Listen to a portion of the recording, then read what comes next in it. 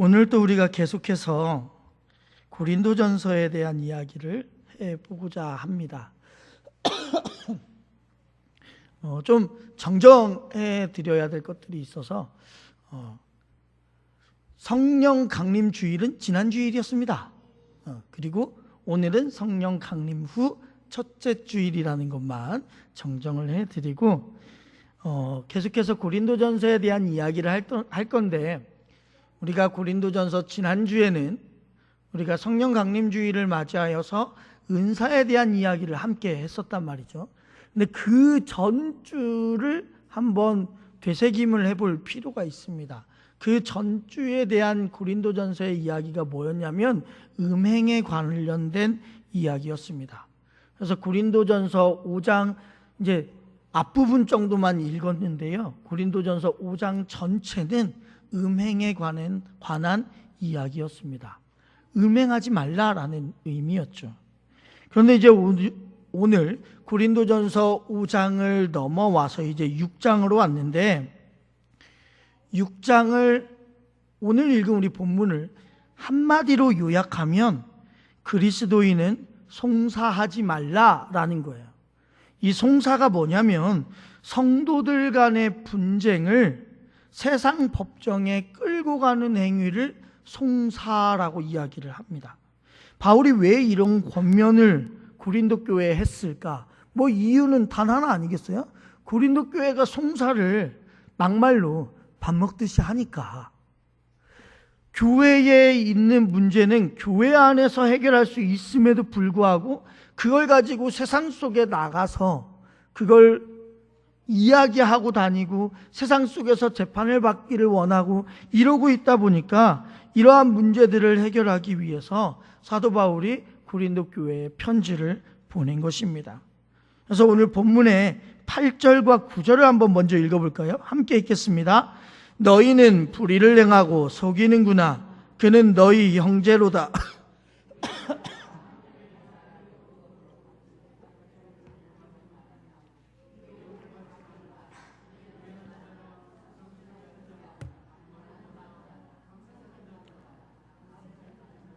네, 2주 전에 바울은 고린도 교회의 음행에 대해서 지탄했다라는 것을 제가 여러분들에게 설교를 했는데요, 오늘 본문인 6장을 시작하면서 이제 송사 문제가 나온단 말이에요. 그런데 6장 전체를 잘 보면 송사 문제가 끝나자마자 다시 어떤 문제가 되냐, 간음과, 방금 읽었던 것처럼 간음과 탐색 등 음행의 죄를 다시 한번 거론한단 말이에요.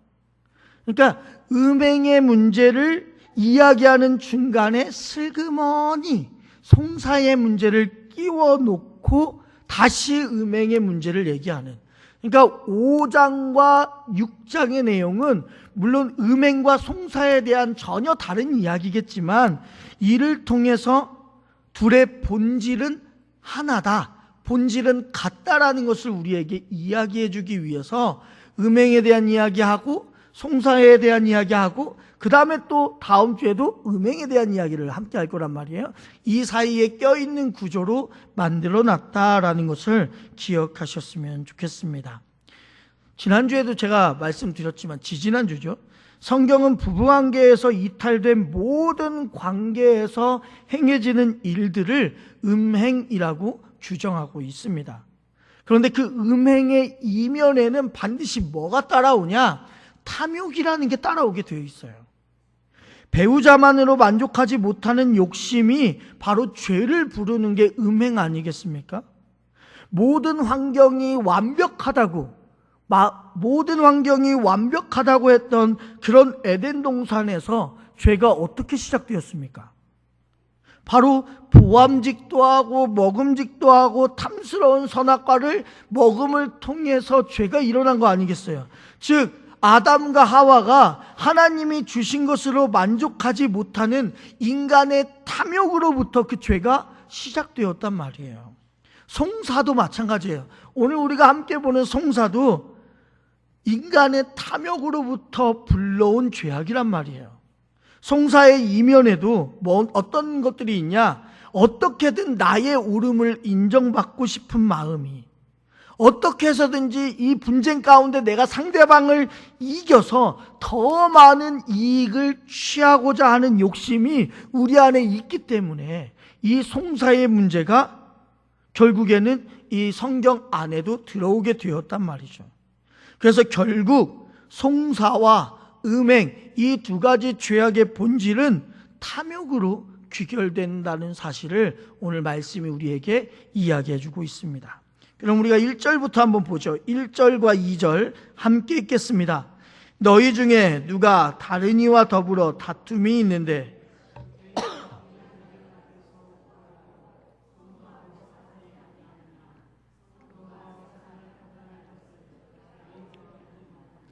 세상도 너희에게 판단을 받겠거든 지극히 작은 일 판단하기를 감당하지 못하겠느냐. 아멘.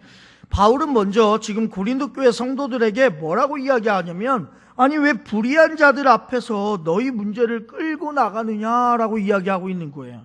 여기에서 말하는 불의라는 것은 우리가 알고 있는 도덕적인 개념이 아닙니다. 여기서 말하는 불의는 하나님을 하나님으로 인정하지 않는 태도를 말하는 거예요. 즉 다시 말해서 하나님을 믿지 않는 사람들, 그게 바로 하나님이 보시기에 불의를 행한 사람들이라는 거예요. 그래서 바울은 하나님을 믿지 않는 세상 사람들에게 왜 교회에서 일어나는 너희들의 문제를 가지고 나가느냐라고 이야기하는 것이죠. 그러면서 지금 바울이 뭐라고 얘기하냐면, 오히려 너희가 세상을 판단할 자인데 왜 작은 일조차도 너희는 감당하지 못하고 있느냐라고 하면서 책망하고 있다는 사실이에요. 세상이 성도를 판단하는 것이 아니라 성경에서는요, 성도가 세상을 심판한다니까요.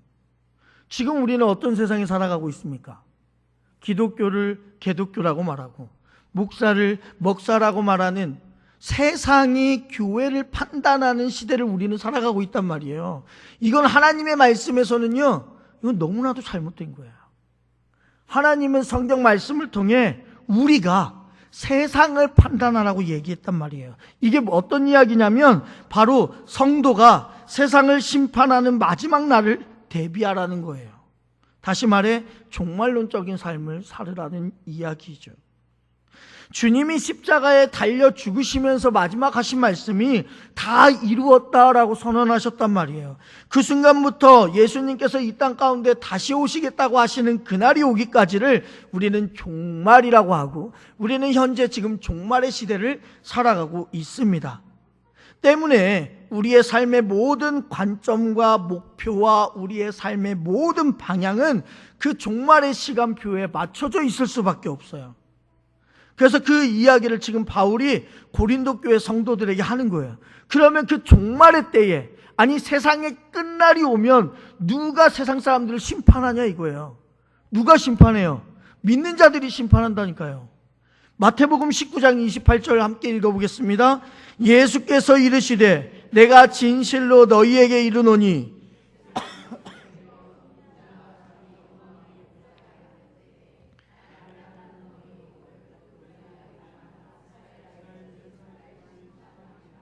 아멘. 자, 예수님께서도 심판날에 이 땅이 종말의 때가 왔을 때 어떻게 되겠습니까? 라고 말하는 제자들의 물음에 예수님께서 이렇게 대답해 주시는 거예요. 인자가 자기 영광의 보좌에 앉을 때 나를 따르는 너희도, 여기에서 너희는 제자들만 뜻하는 것이 아니라 이 성경 말씀을 보는 모든 이들, 하나님을 믿고 있는 모든 이들을 뜻한단 말이에요. 그들이요 어떻게 한다고요? 이스라엘의 12지파를 심판하리라. 12지파라고 하니까 아니 믿는 사람을 왜 우리가 심판을 하지라고 얘기하겠지만, 구약의 의미이기 때문에 예수 그리스도를 모르는 사람들을 의미한단 말이에요. 그러니까 예수님을 아는 우리가 결국에는요, 예수님을 모르는 이들을 심판하는 날이 우리에게 온다고요. 그 심판의 권세가 우리에게 주어진단 말이에요. 결국 누가 이 세상을 심판하는 거예요? 하나님의 뜻을 전하다가 순교한 자라든지, 끝까지 주님을 배신하지 않고 끝까지 하나님만 믿고 따르는 자가 보좌에 앉으신 이와 함께 세상을 심판한다고 성경은 말하고 있다라는 거예요. 그러니까 바울이 이렇게 따지는 거예요. 아니 그런데 그런 세상을 심판할 너희들이 왜 교회에서 일어나는 문제 하나 해결하지 못하고 세상 가운데 가지고 나가서 판단받으려고 하냐? 이건 뭐가 바뀌지 않았냐? 이상한 거다라고 지금 이야기하고 있는 거예요. 그래서 우리가 알다시피 놀랍게도 이 갈등이 우리의 삶에서도 지금 동일하게 벌어지고 있다는 사실이죠. 우리는 세상 가운데 우리의 옳음과 우리의 능력과 우리의 가치를 검증받고 싶어하고 인정받고 싶은 욕구가 우리에게도 있기 때문에 그렇게라도 해서 내가 이겼다라는 것, 내가 잘났다라는 것을 이 세상에서 너무 보여주고 싶은 거예요.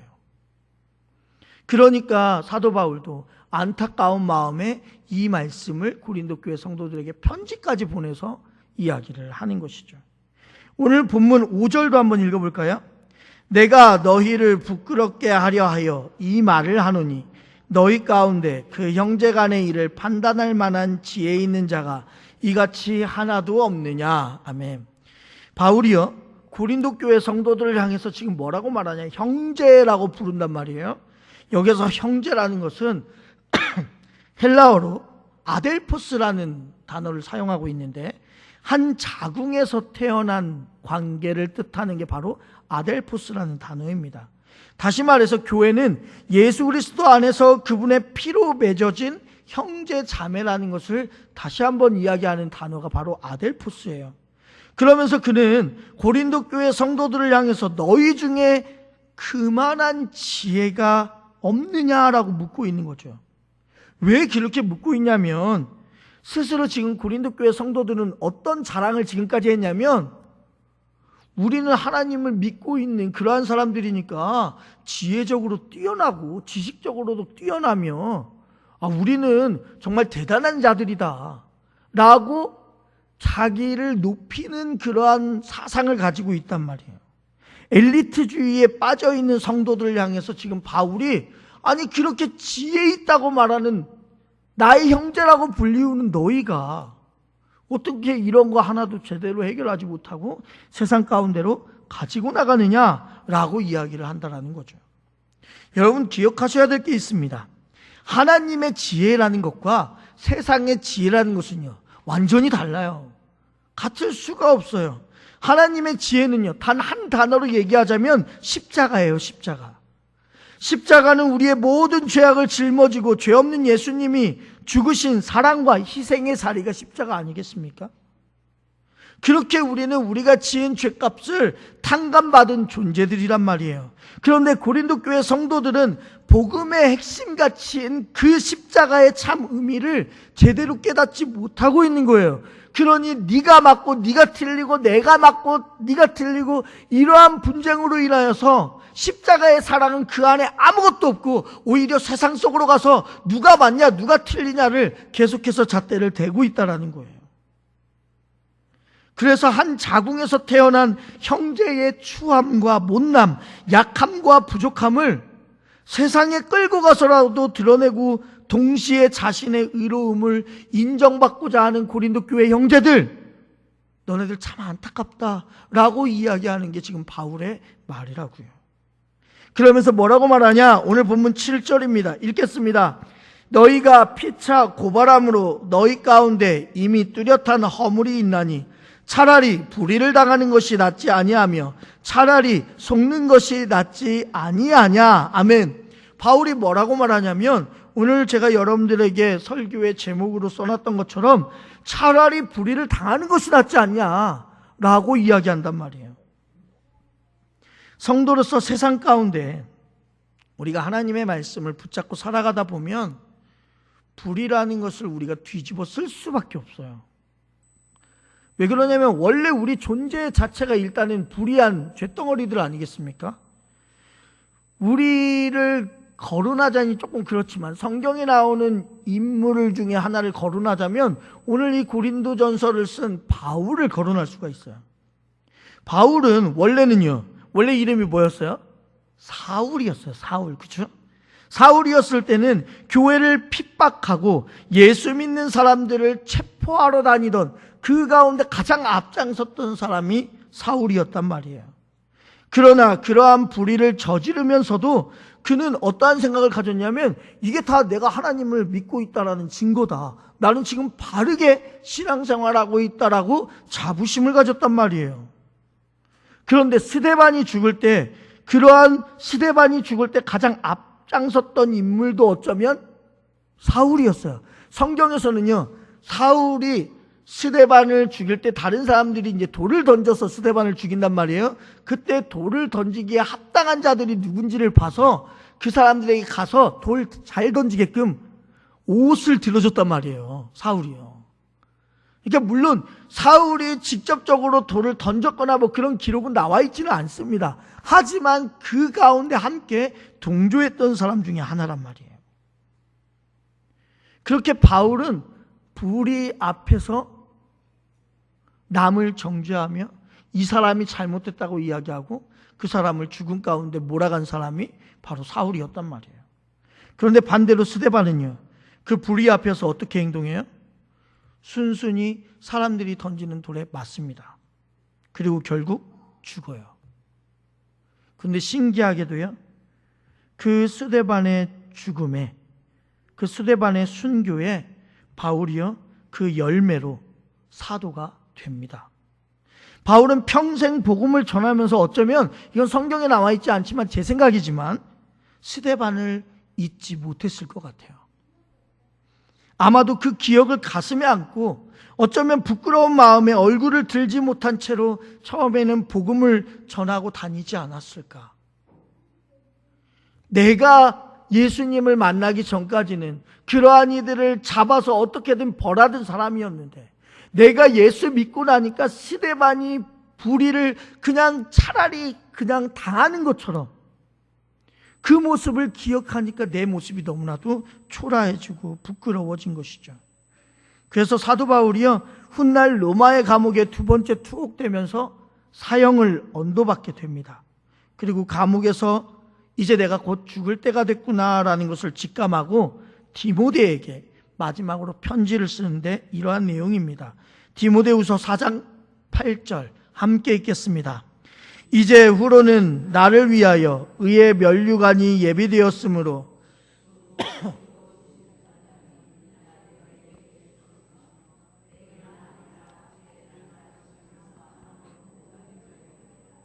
아멘. 당시 이 로마의 황제, 즉 바울에게 사형을 언도한 황제는 신과 같은 절대 권력을 가지게 됩니다. 그래서 황제의 법정에서 받은 판결은 세상 그 누가 와도 뒤집을 수가 없습니다. 왜냐하면 그 황제가 바로 신이기 때문에 그가 말한 건 선이고 그가 말한 건 정의 그 자체였단 말이죠. 그러나 바울은 뭐라고 얘기하냐?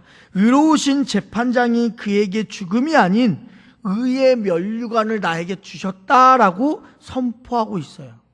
나뿐만이 아니라 주의 나타나심을 사모하는 모든 자들이 함께 그 면류관을 받을 것이다 라고 얘기하고 있거든요. 이 말을 쉽게 풀어서 말하면 이런 겁니다. 로마 제국이요, 그리고 모든 세상의 권력자들이요, 지금 너희가 나를 붙잡아서 감옥에 가둬두고 사형을 언도했지만, 물론 세상으로 봤을 때는 이것이 끝났다라고 많은 사람들이 얘기하겠지만, 의로우신 재판장이 판결하실 날이 반드시 남아있다 이거예요. 그러니까 나는 지금 내가 이 죽음을 당하는 거 전혀 개의치 않는다. 나에게 있어서 정말 두렵고 나에게 있어서 가장 기대되는 재판은 바로 의로우신 재판장 그 앞에 가서 내가 선고받는 게 가장 중요한 거지, 세상의 왕이라고 불리우는 로마 황제 나에게 있어서는 아무것도 아니다. 그러니 지금은 차라리 내가 여기에서 불의를 당하고 그대로 죽겠다라고 얘기하는 게 바로 바울의 이 말씀이란 말이에요.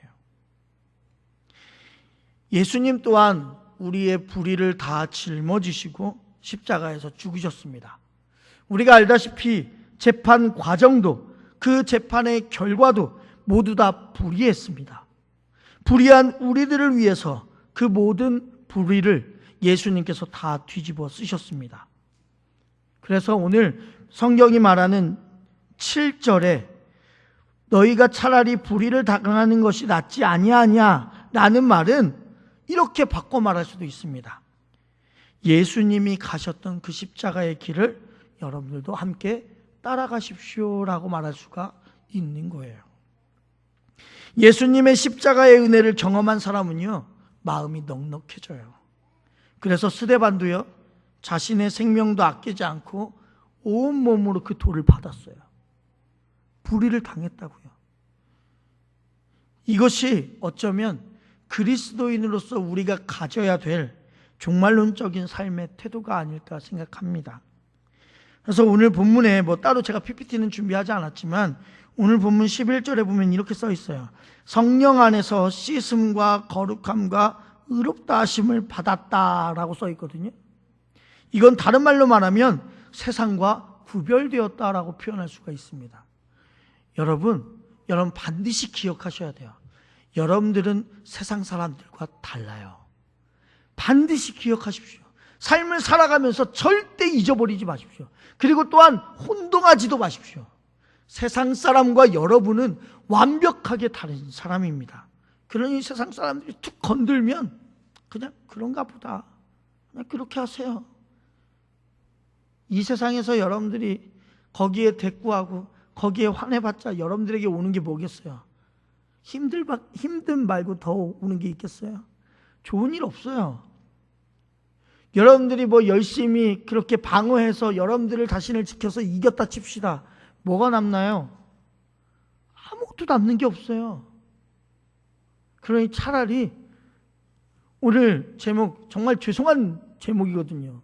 제가 이 제목을 쓰면서도 정말 쓸까 말까를 엄청 고민했던 것 같아요. 그럼에도 불구하고 강력하게 이야기하는 건 예수님을 위해서라면, 정말 여러분들이 믿고 있는 그 신앙을 위해서라면 불의 당하십시오. 그게 가장 좋은 거고 그게 예수님의 길을 따라가는 겁니다. 그 마음을 가지고 이 종말론적인 삶을 함께 살아갈 수 있는 우리 모든 성도님들이 되시기를 주님의 이름으로 축원합니다.